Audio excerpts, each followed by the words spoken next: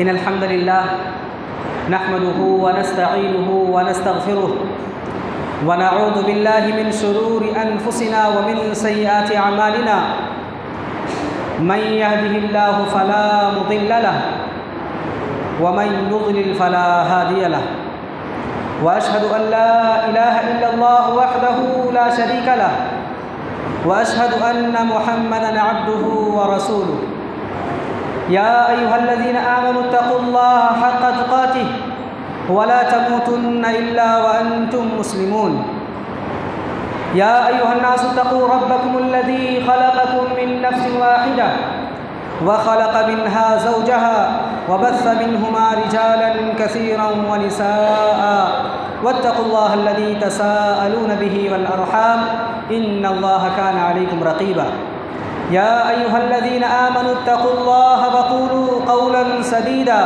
يصلح لكم أعمالكم ويغفر لكم ذنوبكم ومن يطع الله ورسوله فقد فاز فوزا عظيما أما بعد فإن خير الحديث كتاب الله وخير الهدي هدي محمد صلى الله عليه وسلم وشر الأمور محدثاتها وكل محدثة بدعة وكل بدعة ضلالة وكل ضلالة في النار أعوذ بالله السميع العليم من الشيطان الرجيم من همزه ونفخه ونفسه بسم الله الرحمن الرحيم كنتم خير أمة أخرجت للناس تأمرون بالمعروف وتنهون عن المنكر وتؤمنون بالله وقال الله تبارك وتعالى في مقام آخر قل هذه سبيلي أدعو إلى الله على بصيرة أنا ومن اتبعني وقال الله تعالى في مقام آخر فبما رحمة من الله لنت لهم ولو كنت فظا غليظ القلب لانفضوا من حولك فاعف عنهم واستغفر لهم وشاورهم في الأمر فإذا عزمت فتوكل على الله إن الله يحب المتوكلين.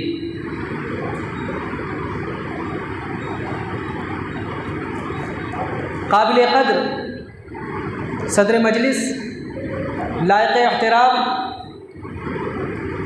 علماء کرام، معزز بزرگوں، نوجوان ساتھیوں، عزیز دوستوں اور چھوٹے موٹے ننھے منھے بچوں، ہر قسم کی تعریف و توصیف، حمد و ثنا، کبریائی و بڑائی، عظمت و بزرگی صرف اور صرف اللہ تبارک و تعالیٰ کے لیے لائق اور زیبا ہے، جو تنہا اکیلا ہمارا، آپ کا، پوری کائنات کا خالق و مالک، رازق اور مدبر ہے، جس کے اشارے کے بغیر، جس کی مشیت کے بغیر ہوائیں بھی نہیں چلتی، آسمان سے بارش کا قطرہ بھی نہیں ٹپکتا، جس کی حکومت اور بادشاہت سے زمین کا کوئی گوشہ الگ نہیں ہے، جس نے ہمارے آپ کے لیے اور جنوں انس کی خاطر، ان کی ہدایت کے لیے، ان کی رہنمائی کے لیے پیغمبروں کا سلسلہ جاری فرمایا تھا، لا تعداد اور بے شمار نبیوں اور رسولوں کو مبعوث فرمایا اس دنیا کے اندر، جس کی آخری کڑی جناب عربی محمد الرسول اللہ صلی اللہ علیہ وسلم ہیں، جن کو اللہ تبارک و تعالیٰ نے اپنا آخری پیغام اور آخری شریعت دے کر اس دنیا کے اندر بھیجا۔ تمام انبیاء کرام نے، تمام رسولوں نے اپنی اپنی ذمہ داری کو بخوبی ادا کیا اور اس دنیا سے رخصت ہو گئے۔ نبی کریم صلی اللہ علیہ وسلم نے جو ان کو ذمہ داری ملی تھی، اللہ تبارک و تعالیٰ نے جس منصب پر فائز کیا تھا، اس منصب کا خیال رکھتے ہوئے اپنی ذمہ داری کو بخوبی نبھایا۔ جو پیغام اللہ تبارک و تعالیٰ نے جنوں انس کی طرف پہنچانے کے لیے آپ کو عطا کیا تھا، اللہ کے نبی صلی اللہ علیہ وسلم نے بغیر کسی کمی اور بیشی کے دنیا والوں تک پہنچا دیا۔ بلکہ اس سے بھی بڑھ کر اللہ کے نبی صلی اللہ علیہ وسلم نے اپنی 23 سالہ زندگی کے اندر ان احکامات اور پیغامات پر عمل کر کے قیامت تک آنے والے لوگوں کے لیے بطور نمونہ اور بطور آئیڈیل چھوڑ دیا۔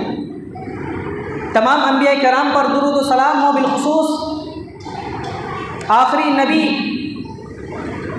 جناب محمد الرسول اللہ صلی اللہ علیہ وسلم پر لاکھوں کروڑوں درود و سلام کے خون نشاور۔ اللہم صلی علی محمد وعلی آل محمد کما صلیت علی ابراہیم وعلی آل ابراہیم انک حمید مجید۔ اللہم بارک علی محمد وعلی آل محمد کما بارکت علی ابراہیم وعلی آل ابراہیم انک حمید مجید۔ محترم بزرگوں اور دوستوں، یقیناً یہ بہت بڑی کامیابی ہے آپ لوگوں کے لیے، اہل ناؤمنڈی والوں کے لیے، کہ آج سے تقریباً 7 مہینے پہلے ایک پروگرام ہوا تھا۔ الحمدللہ اللہ نے پروگرام کو کامیابی دی تھی۔ اب پھر 7 مہینے کے بعد ایک اچھا پروگرام منعقد کیا گیا ہے۔ یقیناً ناؤمنڈی والوں کے لیے، یہاں کے اراکین کے لیے، جمعیت کے لیے اور ہر طرح کے لوگوں کے لیے یہ خوشی کا باعث ہے۔ اللہ تبارک و تعالیٰ نے ان کے اندر جذبہ پیدا کیا ہے، انہیں جذبہ دیا ہے، شوق ہے، ذوق ہے، تبھی تو یہ پروگرام منعقد کر رہے ہیں، اور اللہ کی توفیق خاص بھی۔ اس لیے برابر اس طرح کے پروگرام چھوٹے موٹے درس کے طور پر یا اجلاس کے طور پر ضرور اس طرح کے پروگرام منعقد کرتے رہیے۔ گاہے بگاہے اس طرح کے پروگرام کرنے سے جو زنگ لگ جاتی ہے، جو دل میں تھوڑا سا سفید پن کم ہو کر کالا پن آ جاتا ہے، اس طرح کے پروگراموں سے وہ کالا پن بھی دور ہو جاتا ہے۔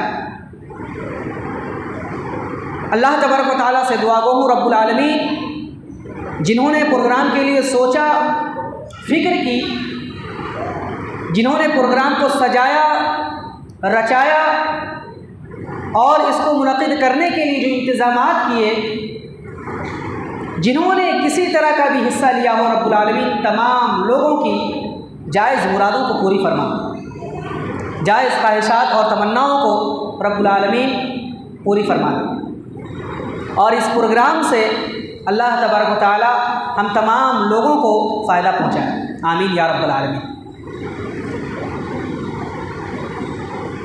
میرا ٹاپک اور میرا موضوع ہے دعوت و تبلیغ کی اہمیت و ضرورت اور طریقہ کار۔ ٹاپک تو لمبا ہے، لیکن میں کوشش کروں گا کہ ہر ایک پر مختصر روشنی ڈالتے ہوئے قرآن و حدیث کی روشنی میں آپ تک کچھ بات پہنچا سکوں، اور دعا بھی کرتا ہوں رب العالمین مجھے حق بات، سچ بات قرآن و حدیث کی کہنے کی، اور سب سے پہلے مجھے اس پر عمل کرنے اور پھر تمام سننے والوں کو عمل کرنے کی توفیق عطا فرمائے، آمین۔ دعوت کی اہمیت، ضرورت اور طریقہ کار۔ سب سے پہلے تو میں آپ حضرات سے روبرو ہوں، اس لیے پوچھوں گا کوئی بھی بتائے دعوت کا معنی کیا ہوتا ہے؟ دعوت، جی بتائیے، دعوت کا معنی کیا ہوتا ہے؟ کوئی بھی بتائے،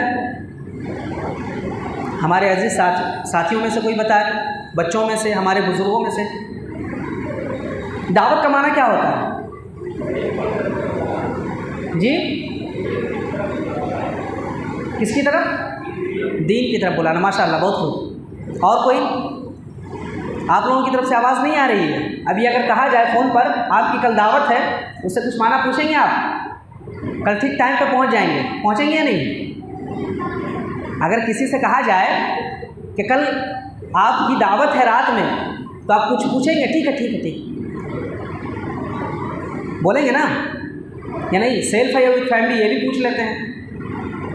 تو دعوت کا معنی کیا؟ اور کوئی بتائے؟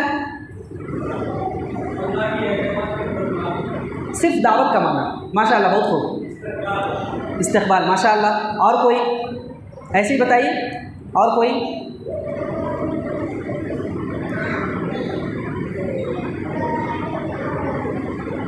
اگر آپ سے کہا جائے فلاں آدمی کو دعوت دے دیجیے، کیا معنی ہوتا ہے اس کا؟ جی بولیے. کہا جائے فلاں کو، محمد کو، عبداللہ کو، ادریس کو جا کے دعوت دے دو، کیا معنی ہوگا؟ پہنچانا. ماشاء اللہ. چلیے ٹھیک ہے، چلیے ماشاء اللہ آپ لوگوں نے جواب دیا، یہی بہت بڑی کامیابی ہے. اس لیے اپنے آپ کو تیار رکھیے، میں بیچ بیچ میں سوال بھی کرتا رہوں گا، پوچھوں گا. ٹھیک ہے. دعوت کا معنی ہوتا ہے دعا یدعو، یہ عربی کا لفظ ہے جس کا معنی ہوتا ہے بلانا.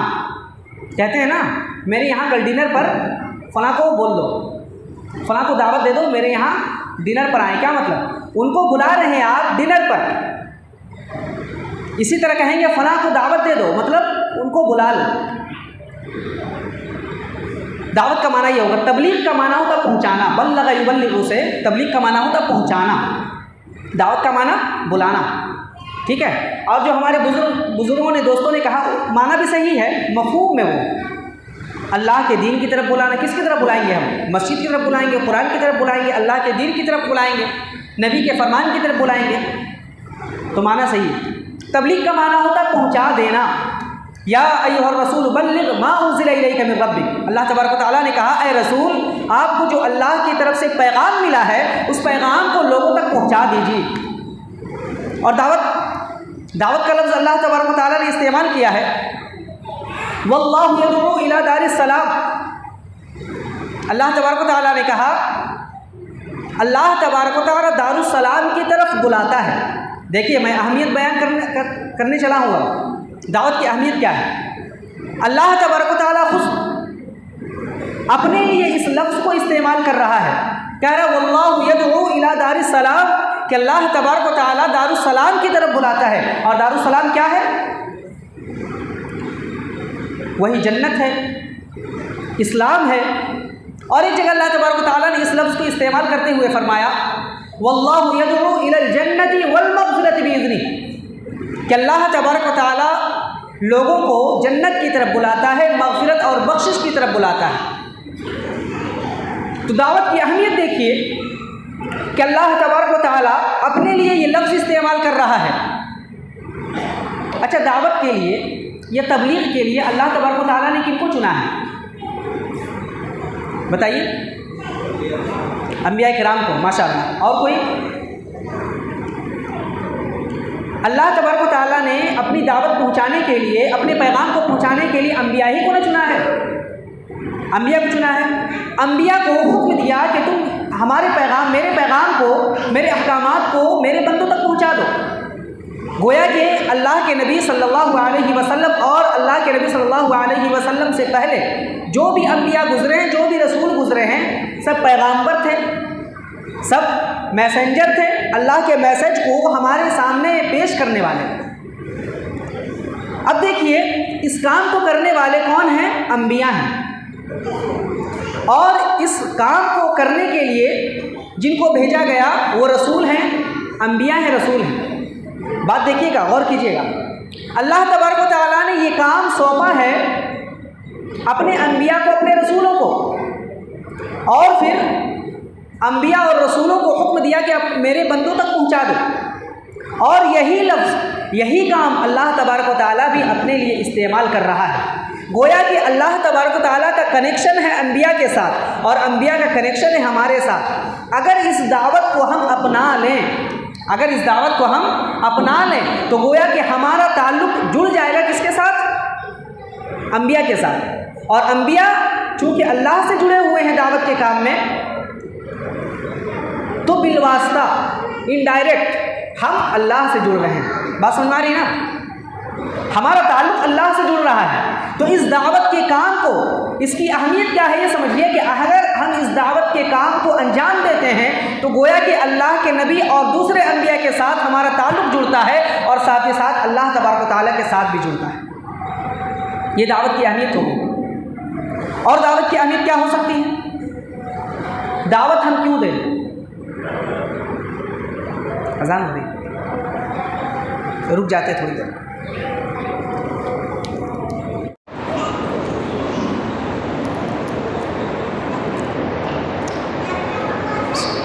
تو میں کہہ رہا تھا کہ دعوت کی اہمیت دعوت کی اہمیت اور ضرورت. ہم دعوت دیتے ہیں تو ہمیں بھی اس کا کچھ فائدہ ملنا چاہیے. ہمیں بھی اس کا کچھ فائدہ ملنا چاہیے نا. ملنا چاہیے نہیں؟ ہم کوئی بھی کام، کوئی انسان کوئی بھی کام آج کرتا ہے تو بغیر فائدے کے، بغیر بینیفٹ کے نہیں کرتا. کسی بھی کام میں اگر آپ ان سے کہیں، کسی سے کہیں کہ تم یہ کام کرو، تو کہے گا اس میں بینیفٹ کتنا ہے، پروفٹ کتنا ہوگا میرا. تو میرے بھائیو، یہ جان لیجئے کہ اگر ہم نے دعوت کا کام کیا، دعوت کا کام انجام دیا، تو یقیناً اس میں فائدہ ہی فائدہ ہے. اللہ کے نبی صلی اللہ علیہ وسلم ایک موقع پر فرماتے ہیں من دل علی خیر فلہ مثل اجر فاعلہ، کہ جو شخص کسی خیر کی طرف، کسی اچھائی کی طرف، بھلائی کی طرف دعوت دینے والا ہو، رہنمائی کرنے والا ہو، تو گویا کہ اسے اس شخص کے برابر ثواب ملے گا جس نے وہ کام کیا ہے. اگر ہم نے کسی کو نماز کی طرف بلایا، اگر ہم نے کسی کو کسی اچھے اور بھلا کام کی طرف بلایا، اگر وہ کام کرتا ہے تو ہمیں بھی اسی طرح ثواب ملے گا، اس کے مثل ثواب ملے گا جتنا کہ اسے ملے گا. تو یہ فائدہ ہوا ہے نہیں، بینیفٹ ہے. اور ہم ایسی امت ہیں، ایسے لوگ ہیں جن کو اسی کے لیے چنا گیا ہے. جیسا کہ میں نے خطبہ مسنونہ کے بعد جو آیت پڑھی، اس میں اللہ تبارک و تعالیٰ نے فرمایا، سورہ بقرہ کی 110 نمبر کی آیت، کنتم خیر امت اخرجت للناس، کہ تم بہترین امت ہو جو لوگوں کے لیے نکالی گئی ہو. تأمرون بالمعروف وتنہون عن المنکر، لوگوں کو تم اچھے کاموں اور بھلے کاموں کا حکم دیتی ہو اور برے کاموں سے روکتی ہو. تؤمنون باللہ، اور تم اللہ پر ایمان رکھتی ہو. میرے بھائیو، ہمیں بہترین امت قرار دیا گیا ہے، ہمیں بہترین امت قرار دیا گیا، اور اس کی وجہ اور سبب بھی بیان کیا گیا ہے. ایک سوال ہے چھوٹا سا، یہ بتائیے، یہ مائک ہم بہترین کہہ رہے ہیں، اگر میں کہوں یہ بہترین مائک ہے کیونکہ اس کی آواز مسجد میں بھی گونجتی ہے اور باہر جو لوگ کھڑے ہیں، چل رہے ہیں، انہیں بھی سنائی دیتی ہے. کیا مطلب ہوا کہ مائک اچھی ہے، مائک بہتر، اس کی آواز اچھی ہے. کیوں ہے؟ کیونکہ یہ آواز لوگوں تک پہنچا رہی، باہر بھی سنائی دے رہی ہے آواز، اس لیے مائک بہتر ہے نا. اگر اس کی آواز ختم ہو جائے، کم ہو جائے، یا اس کی آواز دھیمی ہو جائے یا بالکل ختم ہو جائے، تو بتائیے یہ مائک بہتر ہوگا؟ اس مائک کو بہتر کہیں گے؟ اسی طرح سے ہمیں جو کہا گیا بہترین امت ہو، بہترین امت ہو، اس کا سبب یہ بیان کیا گیا کہ تم لوگوں کو اچھائی کا حکم دیتی ہو اور برے کاموں سے روکتے ہو. اگر ہم نے اچھے کاموں کی طرف لوگوں کی رہنمائی کرنا چھوڑ دیا اور برے کاموں سے روکنا چھوڑ دیا، تو یقین مانیے ہم بہتر امت نہیں ہو سکتے، ہم بہترین امت نہیں ہو سکتے. اس لیے ہمیں سمجھنا چاہیے، ضرورت اس بات کی ہے کہ ہم دعوت کے کام کو اپنائیں. اور کس کام کی دعوت دیں؟ کسی سے مخفی ہے؟ کس کام کی دعوت دیں؟ صحیح اسلام کی دعوت دیں. اسلام میں جو احکام بتلائے گئے ہیں، ان احکام کی طرف ہم لوگوں کو بلائیں. نماز کی دعوت دیں، زکوٰۃ کی دعوت دیں، روزے کی دعوت دیں، حج کی دعوت دیں، ہر نیکی کی دعوت دیں، سچ بولنے کی دعوت دیں. اسی طرح سے جھوٹ بولنے سے منع کریں، اچھی تربیت کی دعوت دیں، بچوں کو، بڑوں کو اچھے اخلاق کو اپنانے کی دعوت دیں. دھوکہ، فریب، ان تمام چیزوں سے روکیں. یہ ہمارے لیے یہی دعوت ہے، انہی کاموں کی دعوت دینے، انہی کاموں کو بتلانا ہے ہمیں، اور اسی کی اہمیت اور ضرورت ہے. اچھا دیکھیے، ہم نے اگر کسی کو دعوت دی، ہم نے کسی کو اگر دعوت دی، نماز کے لیے بلائے، جھوٹ وہ بہت بولتا ہے، یا فریب دے کر، دھوکہ دے کر سامان بیچتا ہے، اگر ہم نے اسے روکا، کسی کو، کسی بھی شخص کو، اگر وہ نہیں مانتا ہے، تو پھر کیا ہوگا؟ کیا ہوگا؟ ہمیں گناہ ملے گا؟ نہیں نا، ہمیں گناہ نہیں ملے گا، بلکہ اس کا اجر ملے گا.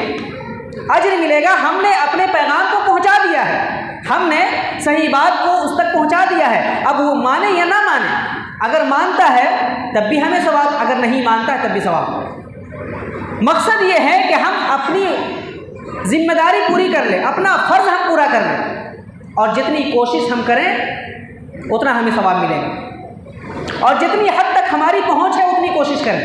ایک واقعہ یاد آتا ہے حضرت امام احمد بن حنبل رحمہ اللہ کا، ان کو جیل بھیجا گیا، ان کا جب جیل بھیجا گیا تو نماز کے لیے وہ نماز پڑھتے تھے وقت وقت، لیکن جمعہ کے دن وہ اپنے کمرے سے نکل کر کے مین گیٹ کی طرف دوڑتے تھے۔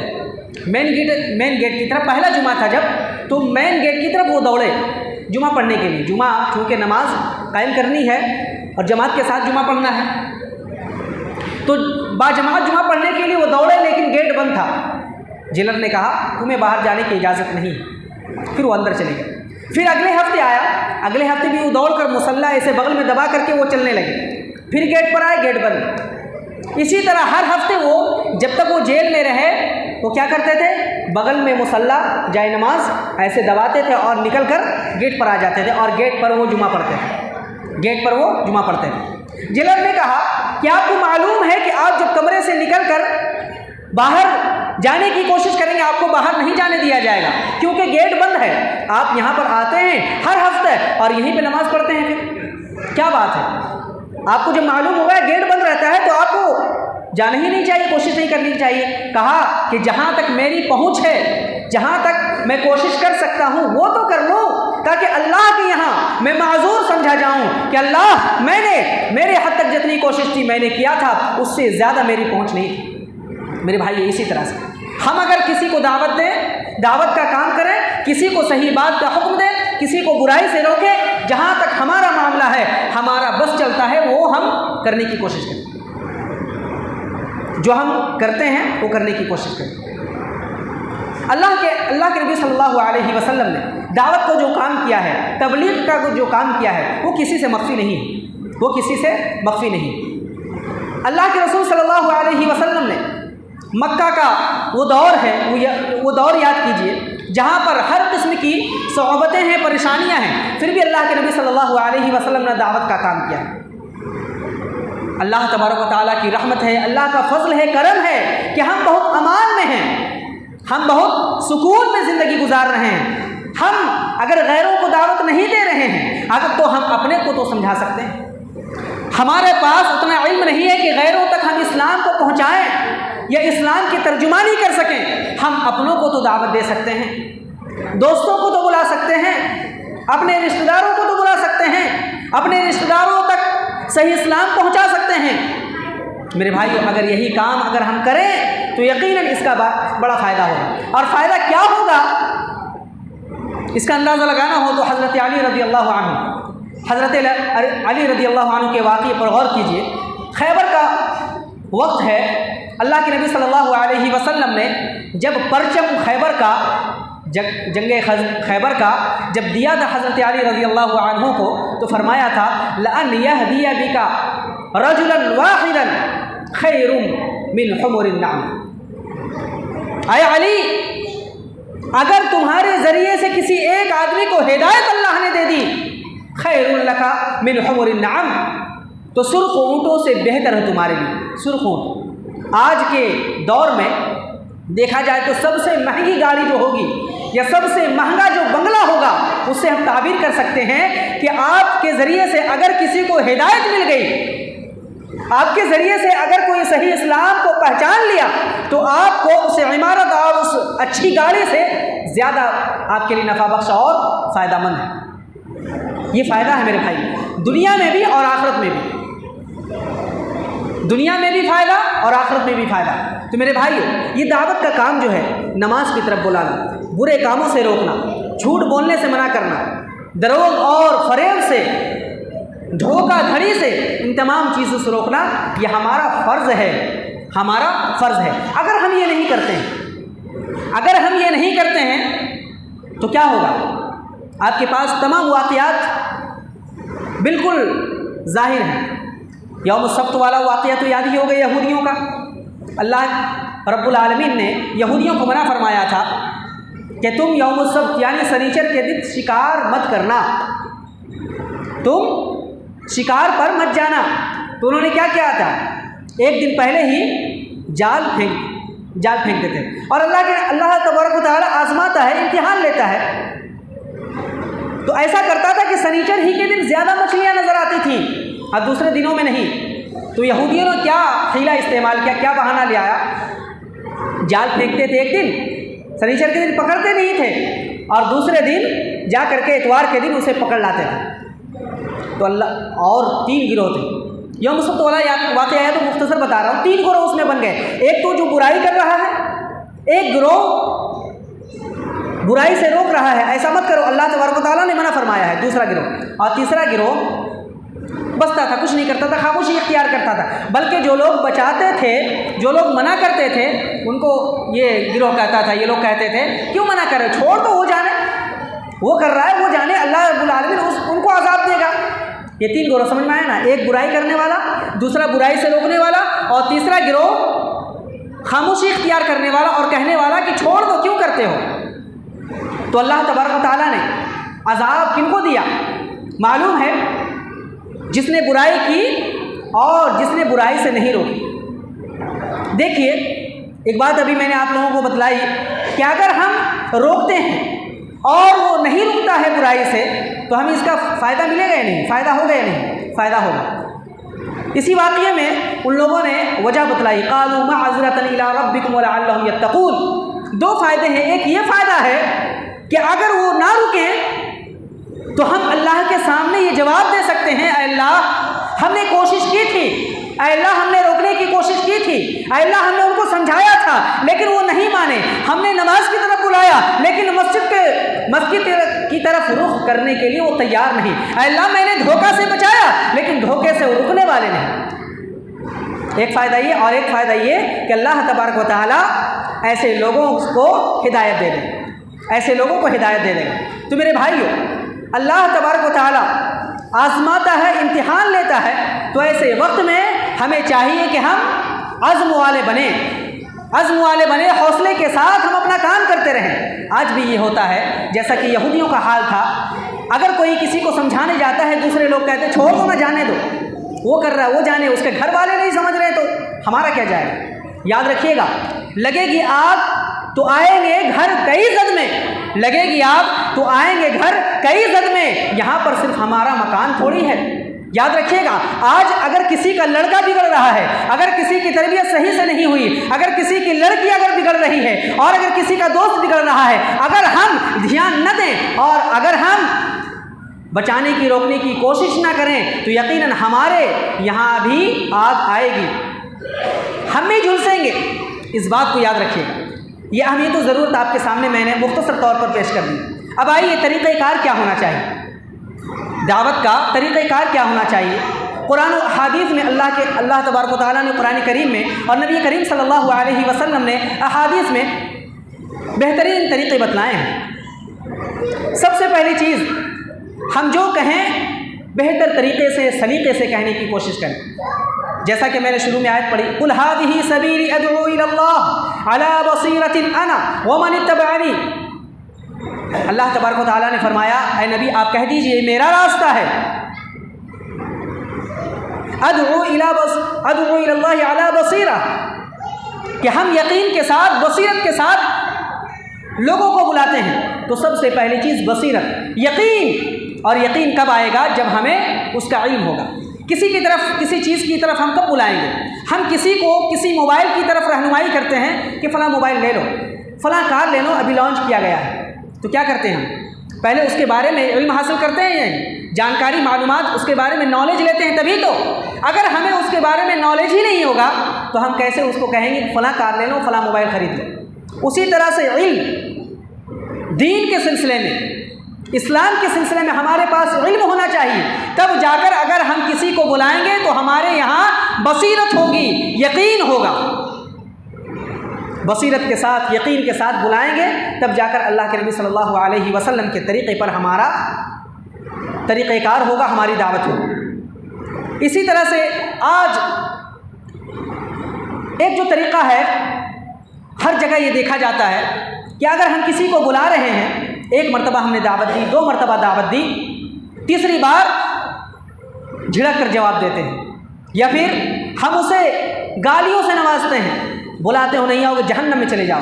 अरे बुलाते हैं आग में जलोगे, आग में जलोगे, नमाज नहीं पढ़ोगे, नमाज नहीं पढ़ते हो, अजान हो रही नमाज नहीं पढ़ते, आग में जलाए जाओगे। बोलते हैं या नहीं? सब बोलते हैं। मेरे भाई ये तरीक़ा नबी को नहीं सिखलाया गया और नबी ने अपनी उम्मत को नहीं सिखलाया है। अल्लाह के नबी सल्लल्लाहु अलैहि वसल्लम के सिलसिले में अल्लाह तबारक व तआला फरमाता है फ़बिमा रहमतिन मिनल्लाहि लिन्त लहुम, कि अल्लाह की रहमत से, अल्लाह के फजल से आप नर्म पैदा किए गए हैं। वलौ कुन्त फज़्ज़न गलीज़ल क़ल्ब लन फ़ज़्ज़ू मिन हौलिक, अगर आप सख्त होते, आपके दिल में अगर सख्ती होती, नरमी नहीं होती, लोग आपके यहाँ इर्द गिर्द नहीं बैठते, आपके यहाँ से भाग जाते, बिखर जाते लोग। अल्लाह के नबी सल्लल्लाहु अलैहि वसल्लम की दावत जो कारगर हुई है, आपकी तबलीग जो कारगर हुई है, लोग जौक दर जौक इस्लाम के अंदर दाखिल हुए हैं। नबी करीम सल्लल्लाहु अलैहि वसल्लम का अखलाक करीमाना था। लिहाजा हमें अखलाक के साथ, अच्छे किरदार के साथ लोगों को दावत देने की ज़रूरत है। लोगों को अच्छे अखलाक के साथ दावत देने की ज़रूरत है। वाक़ियात की तरफ नहीं जाता, वाक़ियात आपके सामने भरपूर हैं। अल्लाह के नबी सल्लल्लाहु अलैहि वसल्लम ने कैसे कैसे लोगों को इस्लाम की तरफ दावत दी और आपका अखलाक कैसा था, आपका किरदार कैसा था, आपकी गुफ्तगू कैसे होती थी। हम और आप जब दावत देते हैं तो हमारा हाल ये होता है, हम ये सोचते हैं कि हम तो बिल्कुल जन्नत बस दाखिल होने ही वाले हैं और हम जिसको दावत दे रहे हैं वो बिल्कुल जहन्नम में जा रहा है, और हम ऐसी दावत देते हैं कि आओ वरना ढकेल दूंगा। हमारा किरदार यही होता है। मेरे भाइयों, अल्लाह तबारक व तआला ने जब मूसा अलैहिस्सलातु वस्सलाम को भेजा था फ़िरऔन के पास भेजा था, क्या कहा था? फ़क़ूला लहू क़ौलन लय्यिनन लअल्लहु यतज़क्करु औ यख़्शा।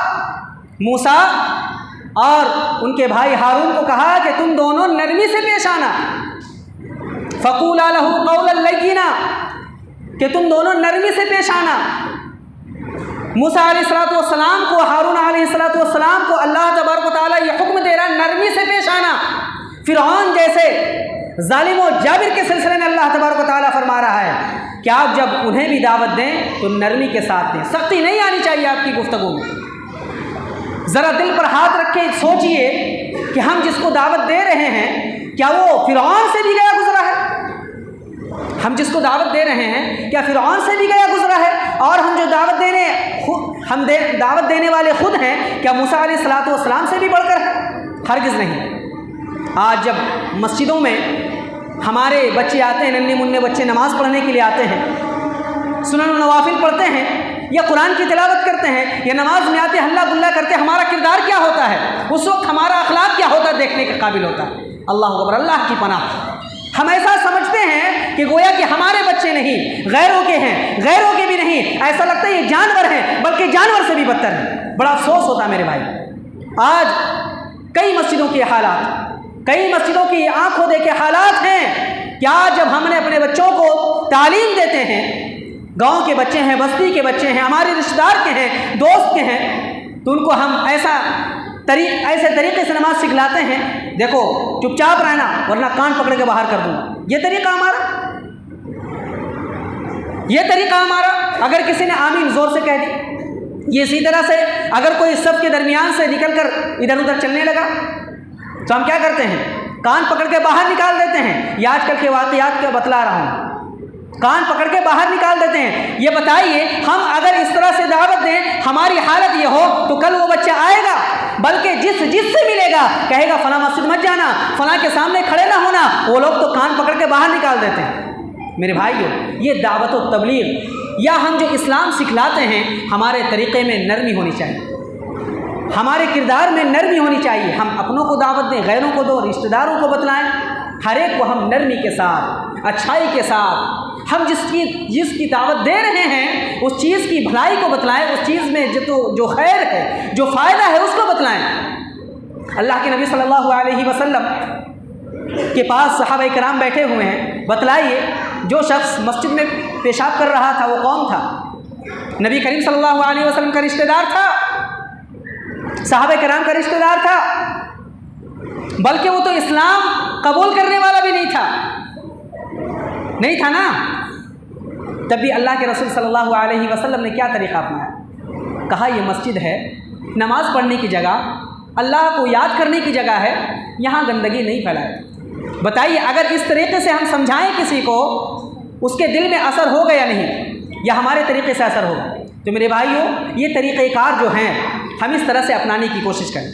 اور ایک صحیح مسلم کی حدیث ہے، اس کو پڑھ کر میں رخصت ہوتا ہوں آپ سے۔ اللہ کے نبی صلی اللہ علیہ وسلم نے فرمایا، من رأى منکم منکرا فلیغیرہ بیدہ فإن لم یستطع فبلسانہ فإن لم یستطع فبقلبہ وذلک اضعف الایمان۔ اس میں اللہ کے نبی صلی اللہ علیہ وسلم نے طریقہ کار بتلایا ہے۔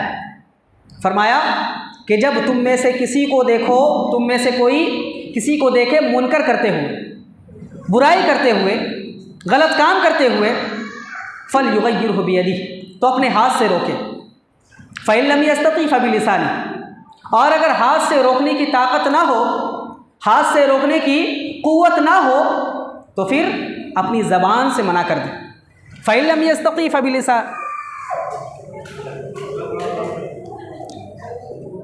فَبِقَلْبِهِ وَذَلِكَ أَضْعَفُ الْإِيمَانِ، اور اگر زبان سے روکنے کی بھی طاقت نہ ہو تو پھر دل میں برا جان لیں، اور یہ سب سے کمزور حصہ ہے ایمان کا۔ میرے بھائیوں، اس حدیث میں اللہ کے نبی صلی اللہ علیہ وسلم نے ہمیں بڑا اچھا طریقہ سکھلایا ہے کہ اگر ہم کوئی کام کر رہے ہیں، اگر کسی کو ہم دیکھ رہے ہیں برائی کرتے ہوئے، اور اگر وہ ہمارے ماتحت ہے، ہم طاقت رکھتے ہیں اس کو ہاتھ سے روکنے کی، فوراً ہم روک دیں، فوراً ہم اس کام سے روکیں۔ اگر ہم کسی کے ذمہ دار ہیں، کسی کے باپ ہیں، کسی کے سرپرست ہیں، اور ہمارے پاس وہ کام ہو رہا، برا ہو رہا ہے، تو فوراً اس کام سے ہم روکیں ہاتھ کے ذریعے سے۔ اس ضمن میں ایک واقعہ ہے حضرت عمر رضی اللہ عنہ کا۔